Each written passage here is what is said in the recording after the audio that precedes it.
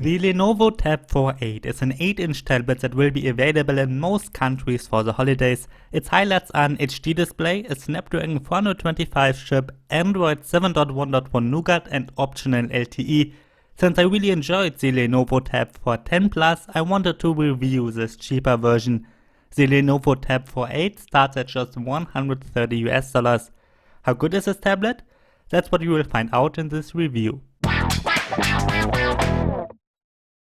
You can get the Lenovo Tab 4.8 in black and white. While both look quite nice, I decided to get the black version. Since this is a pretty cheap tablet, we are not getting a metal body here.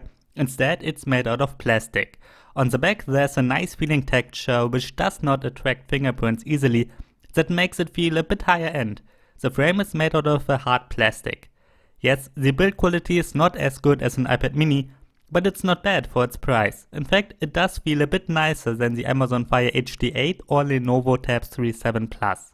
Unlike its more expensive brothers, the Lenovo Tab 4.8 does not have a USB Type-C port. Instead, we are getting a microUSB 2.0 connector.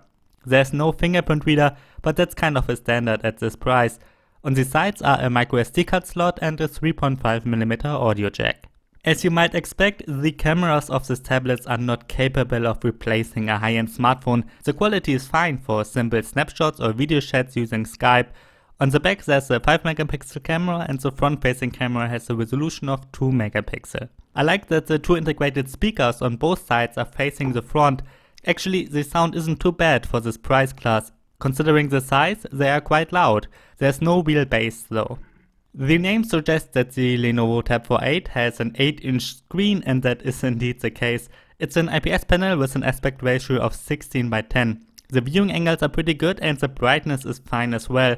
One of the few downsides of this tablet is the resolution. It's an HD display only.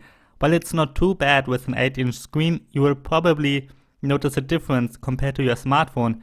If you compare the display of the Tab 4.8 to devices with a higher pixel density, icons and text don't look as sharp.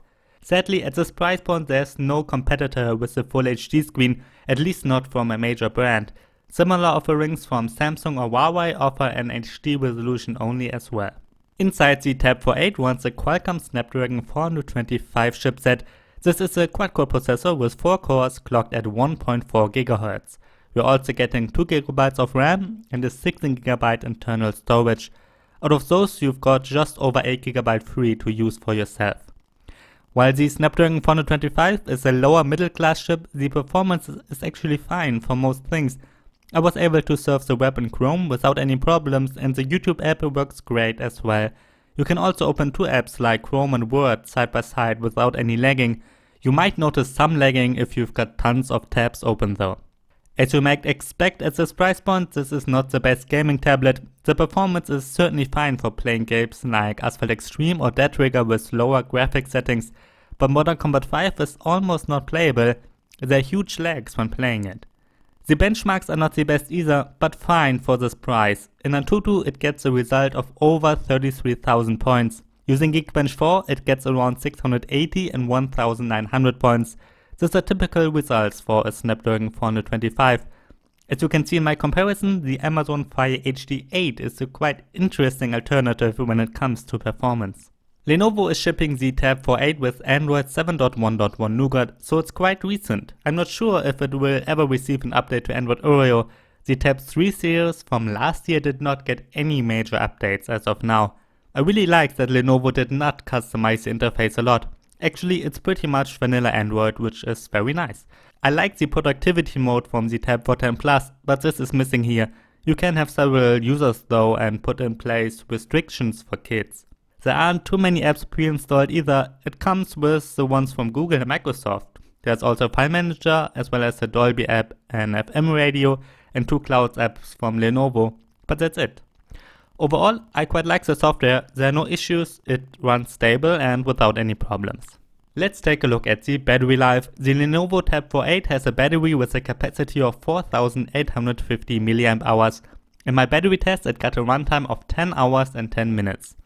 All my battery tests are done exactly the same. I'm playing in HD video at 50% brightness and activated Wi-Fi until the tablet shuts itself off. In my real life use the battery was okay as well, though not the best. I wrote down a kind of battery diary and I got a runtime of 34 hours in total. Out of those, I used the Tab 4.8 actively for 6 hours and 30 minutes.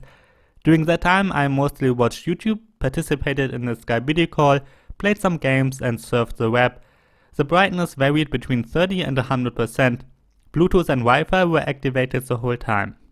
So, can I recommend the Lenovo Tab 4.8? Well, at this price, the build quality is good, the performance is decent, and we're getting a nice operating system. The resolution of the display could be higher, but no competitor is offering something better at this price.